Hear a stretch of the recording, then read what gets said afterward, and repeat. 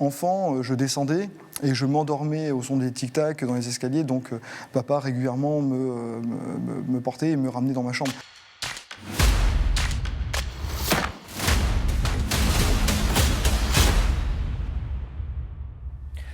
Bonsoir, bienvenue dans le Face à Face. Il a 44 ans. En 2003, il achève ses études par un diplôme des métiers d'art et des joyaux à Saint-Armand-Montron. En 2008, il retrouve la Moselle pour ouvrir une nouvelle page de l'entreprise familiale créée 30 ans plus tôt à Mézières-les-Messes. Il est le fils de Pierre et de Maria Bianchi. Alexandre Bianchi, bonsoir. Bonsoir Jean. Merci d'avoir accepté notre invitation. Alors vous êtes donc artisan, joaillier, créateur. Vous travaillez les pierres précieuses, si on peut le résumer comme ça. Un petit peu comme ça, oui, tout à fait. Et donc dans votre établissement, à Mézières-les-Messes, il y a aussi le côté horlogerie avec votre père. Absolument. Donc mon père est maître horloger, moi je suis artisan joaillier. Alors nous, notre spécialité, c'est surtout de forger le métal, de mettre en forme la matière première, de façon à mettre en exergue donc les pierres précieuses. Voilà. Et vous faites aussi beaucoup de réparations, que ce soit côté joaillerie ou côté horlogerie? Tout à fait, hein, donc tout ce qui est restauration, réparation, entretien, en montre et en horloge et en bijouterie joaillerie bien sûr. Alors on reviendra plus en longueur dans quelques minutes sur l'histoire de la maison. Elle est grande, mais avant, en ce qui concerne l'actualité, forcément les fêtes de fin d'année arrivent, une période éminemment importante pour vous, j'imagine. C'est une belle période, c'est une période où toute l'équipe est en ébullition, donc ça représente à peu près 20% de notre chiffre d'affaires annuel et ça demande aussi beaucoup de travail en amont puisque en tant qu'artisan, on doit vraiment se projeter dans la production, prévoir à l'avance, donc nous on travaille pour le mois de décembre, pour les fêtes de fin d'année, déjà en juillet, hein. Dès juillet on travaille à la production, sinon on ne serait pas en capacité de pouvoir produire et de présenter nos créations. Vous parlez d'anticipation, justement c'est assez important, j'imagine, d'anticiper. On connaît à l'avance les pièces qu'on doit créer ou ça vient à la dernière minute? Alors notre spécialité c'est le travail sur mesure et la commande pièce unique. Donc dès lors, bien, nous avons déjà dans notre clientèle des gens qui viennent avec une demande précise à laquelle nous allons devoir répondre.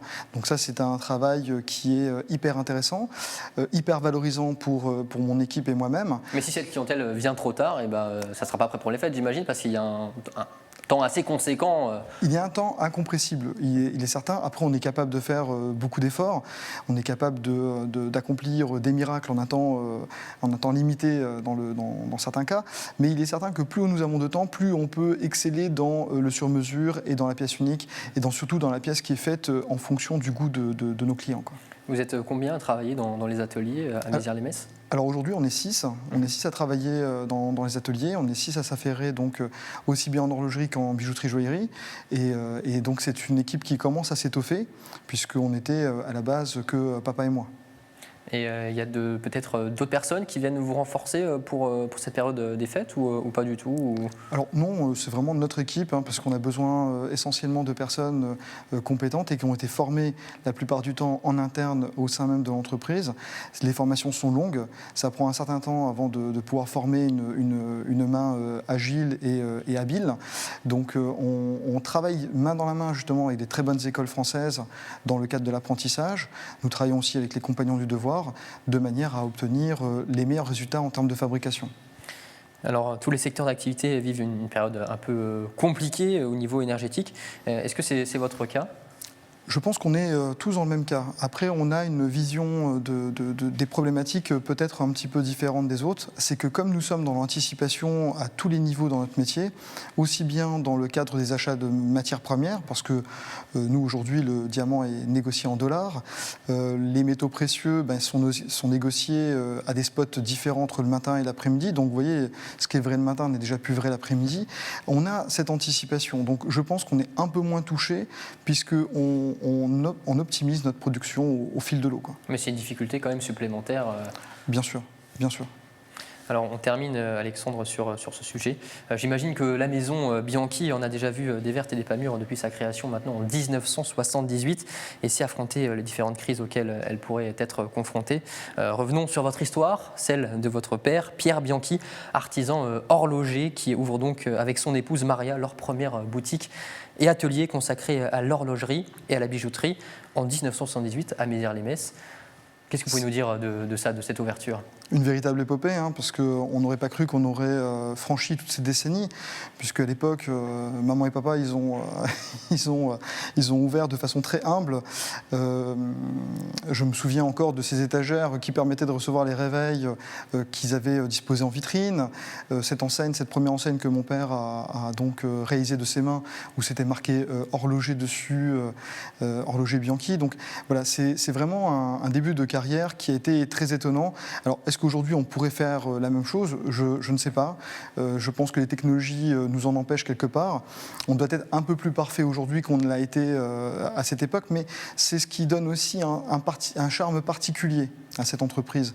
C'est vraiment ce côté familial, ce côté, on va dire, très humble dans la conception de l'entreprise et dans l'évolution de l'entreprise. Nous, par exemple, nous recevons encore nos clients ancestraux qui sont des clients très, très humbles aussi, de la même manière que nos clients prestigieux qui viennent de la place de Paris ou de l'étranger. Pourquoi, à l'époque, s'installer à Mézières-les-Messes ? Moi, je dirais simplement déjà pourquoi pas. Et je dirais que. Mais il y a un attachement avec la région. Il y a un attachement, voilà, il y a un attachement clairement à la région. Nous, on est du bassin de la Moselle.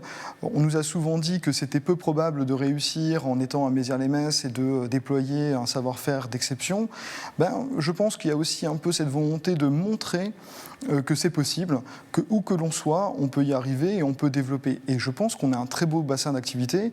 La Moselle est très riche de compétences.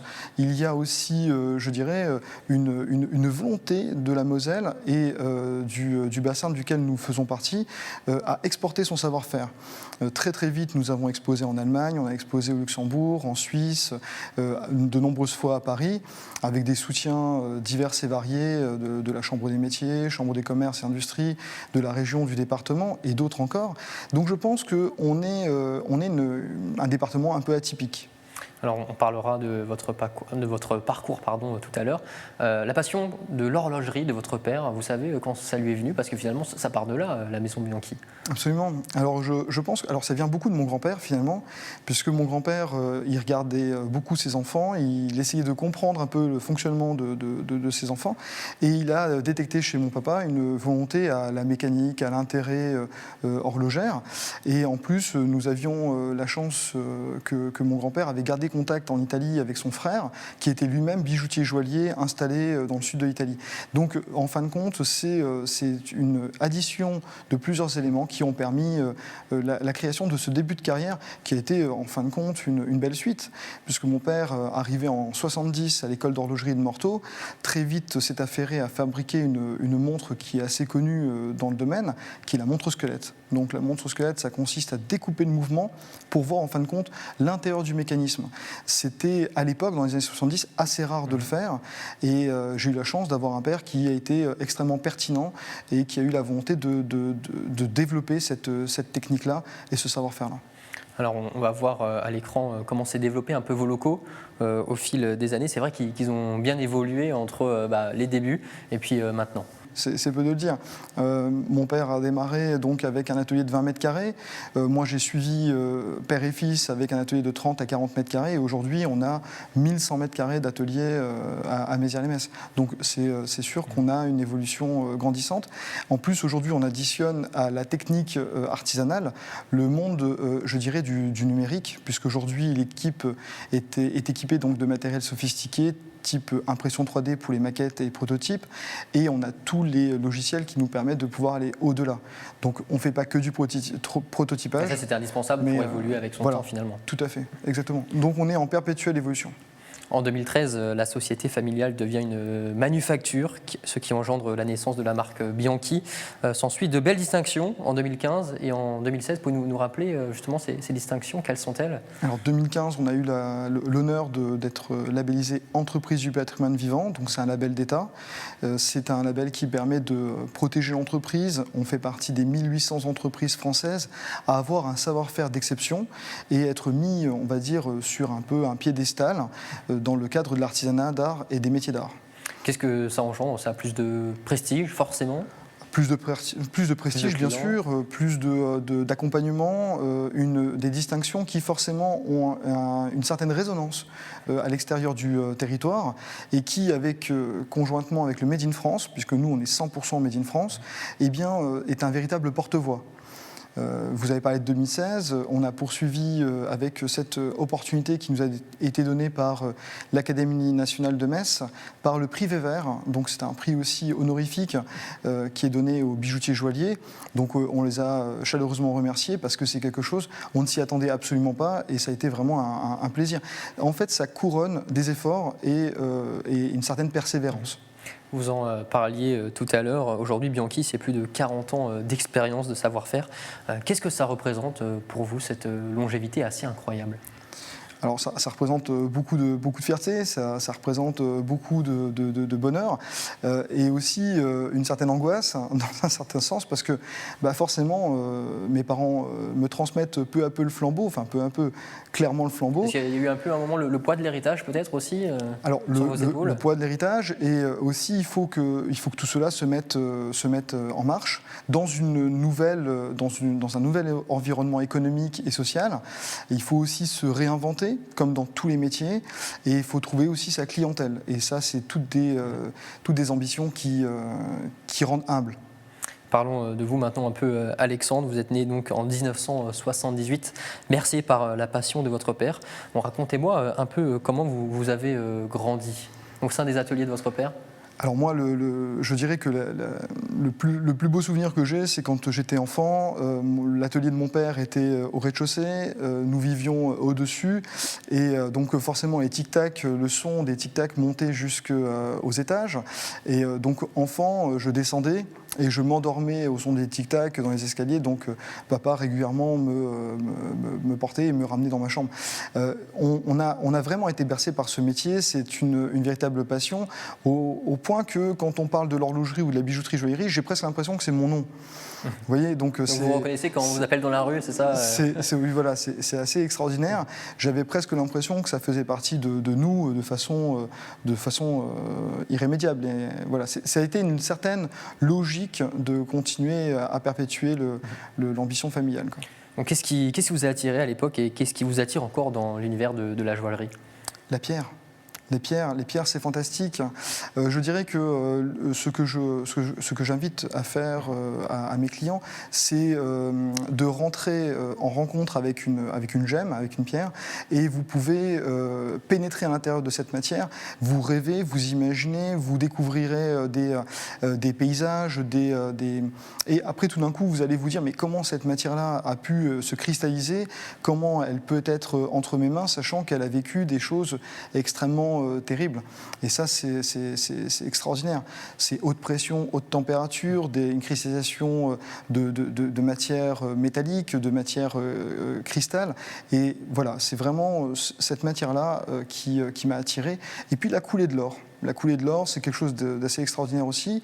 Le métal qui devient liquide, qui ensuite vient se couler et ensuite redevient beau, jaune, après la fusion, c'est assez extraordinaire. Quand vous regardez où vous en êtes aujourd'hui, est-ce que c'est ce que vous imaginiez il y a 10 ans, 20 ans, 30 ans ? Imaginez, peut-être pas. L'objectif, je pense, dans un début de carrière, c'est déjà de vivre de sa passion et d'essayer d'exceller dans cette dernière. Après, je dirais que l'enfant que j'étais ne s'attendait pas à toutes les embûches, tous les éléments qui sont là, qui ne sont pas là en tant qu'aide, mais en tant que problème. Mais à côté de ça, je pense que quand je suis de nouveau à l'atelier, que je travaille pour mes clients, que je suis entouré de mon équipe, eh bien, la ferveur et l'envie de réussir restent entières. Et c'est ce qui permet, je pense, à l'entreprise de continuer à se développer. C'est l'équipe. Puis vous êtes aussi très complémentaire avec votre père, c'est aussi ça la force de l'entreprise. Complètement. Mais vous rencontrez mon père, vous me rencontrez moi, c'est deux mondes totalement parallèles. C'est-à-dire que le père est très cartésien, c'est le domaine de l'horlogerie, hein, ça fonctionne ou ça fonctionne pas. Donc dans la personnalité aussi, vous êtes très dans différent. La personnalité, écoutez, c'est assez extraordinaire. Je dirais qu'il est fait pour ça. C'est un homme qui est hyper cartésien, ça fonctionne ou ça fonctionne pas, quoi. Il n'y a pas de demi-mesure, tandis que moi je suis vraiment l'enfant un peu créateur, un peu maman disait toi tu es les mains, voilà, moi c'est plus la création. Voilà. Alors Alexandre, est-ce que maintenant la relève, la troisième génération arrive? Alors, la troisième génération est nettement plus nombreuse que la deuxième, puisque moi je suis accompagné de ma sœur, qui fait partie de l'entreprise familiale bien entendu, mais elle qui s'occupe essentiellement de la partie parisienne, donc elle est basée là-bas.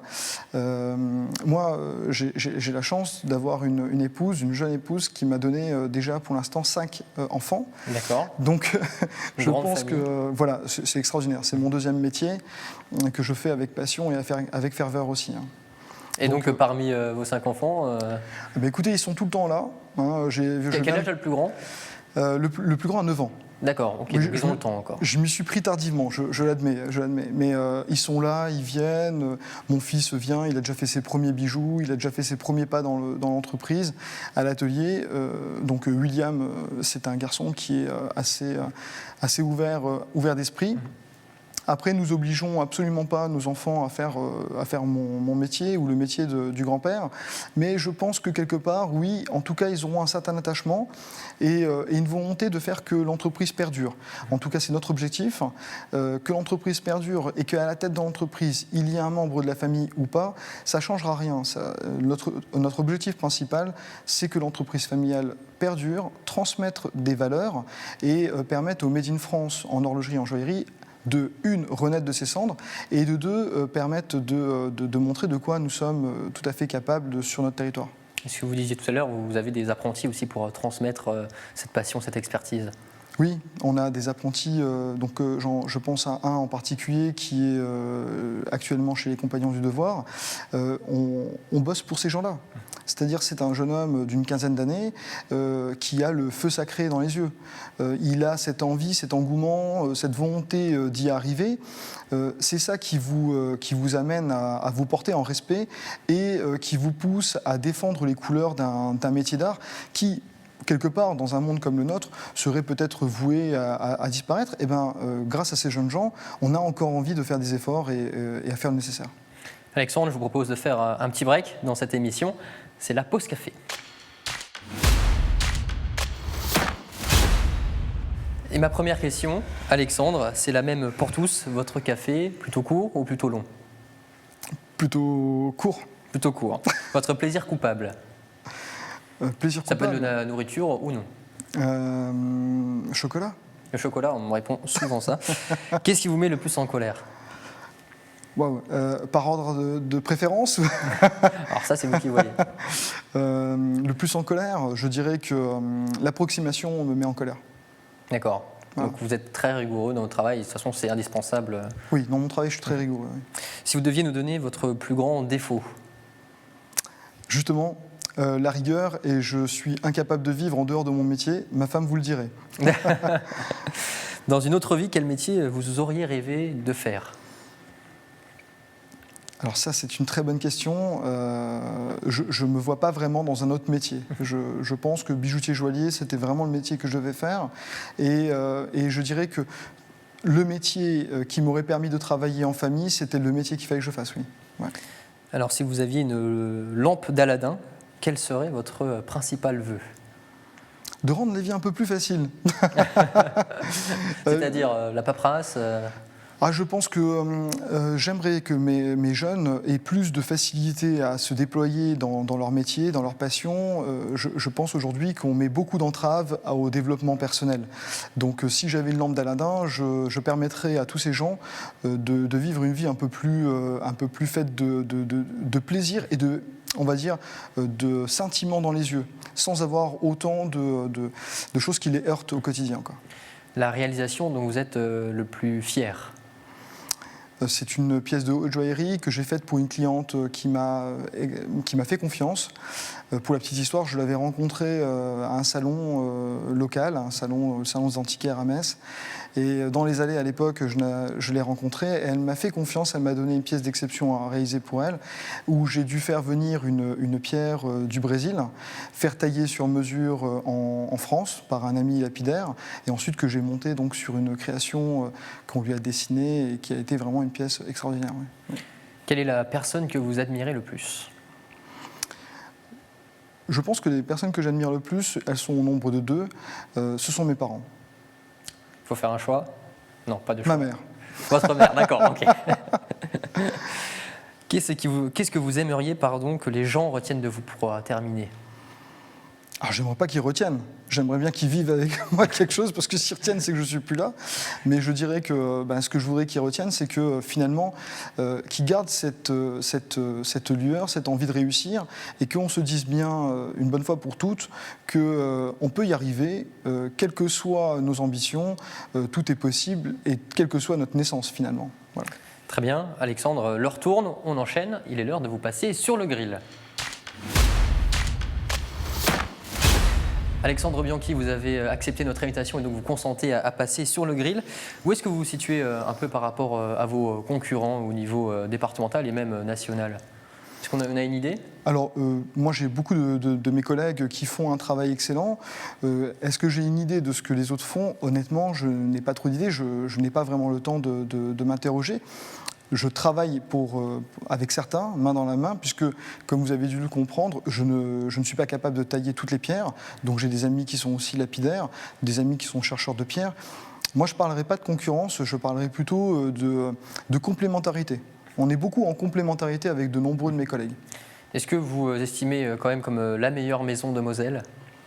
Moi, je considère faire partie des maisons de Moselle. Après, la meilleure ou pas, je ne sais pas. C'est vraiment essentiellement à mes clients de répondre à cette question. L'idée, c'est, je dirais, faire de notre mieux. Et je pense qu'on a tous une spécialité. Voilà. Certains de mes collègues vont exceller sur certains points. Moi, j'excelle sur d'autres points. On est complémentaires. Alors j'imagine que vous êtes plutôt fier, on en a parlé, de perpétuer la création française. Est-ce que votre rôle, c'est aussi de montrer l'exemple? C'est vrai qu'aujourd'hui, les délocalisations et la production de masse nuisent au savoir-faire et à l'économie de manière globale. Alors là, je vous rejoins complètement. Si on doit dire quelque chose aujourd'hui, c'est surtout ça. Il faut qu'on cesse de délocaliser, il faut vraiment qu'on mette en avant les savoir-faire, et c'est ce que nous faisons. C'est pour cela qu'on a eu ce label EPV, c'est pour ça aussi qu'on défend le territoire le plus possible, et que dans tous les cas, on travaille essentiellement Made in France. Voilà. Tous nos acteurs sont Made in France, et nous-mêmes, nous faisons un travail 100% français. Ce qui implique aussi, et je le dis ouvertement, ce qui implique aussi un coût. Ce coût-là est supporté par notre client final, et nous l'en remercions d'accepter de soutenir l'économie et de soutenir nos collaborateurs et salariés. Pour terminer, quels sont un peu vos clients? Quels sont les clients de la maison Bianchi? Nous avons plein de clients. Nous avons des clients qui sont des clients humbles, on a des clients extrêmement riches et bien positionnés. Dans tous les cas, en ce qui nous concerne, nous, on a une vision des choses en termes de clients. Tous nos clients sont égaux. Nous travaillons de la même manière avec chacun d'entre eux. Après, c'est sûr qu'on a encore plus comment dire, on est porté haut quand on a un client prestigieux, une personne connue, une star qui vient, qui pousse la porte de notre entreprise. Parce qu'encore une fois, voilà, on a pris ce risque et ce challenge de dire, voilà, à Mézières-les-Messes, on va faire quelque chose d'exceptionnel avec des gens ordinaires. On va proposer de l'extraordinaire. Vous parlez de stars. Quelle est la personne peut-être la plus renommée que vous ayez eue dans vos locaux ou... Alors, vous savez très bien, en règle générale, on aime bien quand eux parlent, mais nous, on ne divulgue jamais le nom de nos clients. On arrive au terme de cette émission, mais avant de nous quitter, Alexandre, on passe à l'addition. On termine par un petit quiz. Je vais vous donner un descriptif d'une pierre, d'une matière, et vous allez devoir me dire de quoi il s'agit. Alors plus vous mettez de temps à répondre, moins vous engrangez de points, donc il faut être très rapide, Alexandre, même s'il n'y a rien à gagner, hein, pas de pression, je vous rassure. Alors premier élément à trouver, dès que vous avez la réponse, vous me la donnez. Alors top, c'est parti, je suis recouvert d'une fine couche de métal pour me donner ma couleur. Le rhodiage... Or blanc. L'or blanc. Très bien, 4 points pour commencer. L'or blanc très utilisé hein, dans le domaine de la joaillerie. Tout à fait, oui. Alors attention, deuxième question. Top, c'est parti avec une vente à 57,5 millions de dollars. Je possède le record du prix au carat. Je suis le plus gros Diamant. Diamant. C'est un diamant, mais un diamant et ensuite il y a encore quelque chose. Je suis le plus gros de mes... Pardon ? Il y a eu le collier ou il m'est sorti de l'esprit. Alors je continue, on est sur la deuxième partie. Je suis le plus gros de mes compères à avoir été mis aux enchères. J'ai un éclat spectaculaire. Je suis le 17e plus gros de mon espèce dans le monde. Ma couleur se rapproche de celle du ciel. Et je porte le nom de mon ancien propriétaire. Je suis... Diamant bleu, c'est exceptionnel. Le diamant bleu d'Oppenheimer. Exactement, Voilà, excusez-moi. Non, il n'y a pas de problème. Et le dernier, Alexandre, pour la route. Top, c'est parti. Découverte en 1950 en Birmanie. Je suis une des pierres les plus rares sur Terre. Rubis, saphir. C'est la plus rare sur Terre? Alors, le rubis de Birmanie est très rare, oui. Rouge sang de pigeon. Ah mais alors c'est pas celle que j'ai, je possède la propriété d'afficher des teintes différentes selon l'angle d'observation. Je suis une espèce minérale du groupe des borates qui forment le plus souvent des cristaux allongés pouvant atteindre à 1,5 cm. Vous pensez à quoi, la tanzanite? La painite. D'accord, oui, alors on parlera plus de Birmanie, du rubis, parce que le rubis birman est un des plus beaux rubis du monde. Il est rouge sang de pigeon. Voilà. D'accord. Voilà, mais vous avez raison, j'avais pas pensé à elle non plus. Voilà. Très bien, merci beaucoup Alexandre et félicitations. Une actualité particulière avant de nous quitter, à nous donner? On vous souhaite bon courage pour les fêtes, c'est ça? Voilà, parfait, exactement. Bon, bah, merci en tout cas d'avoir accepté notre invitation. Et puis merci à vous, téléspectateurs, de nous avoir suivis. On se retrouve la semaine prochaine avec un nouvel invité. D'ici là, portez-vous bien. Très bonne soirée.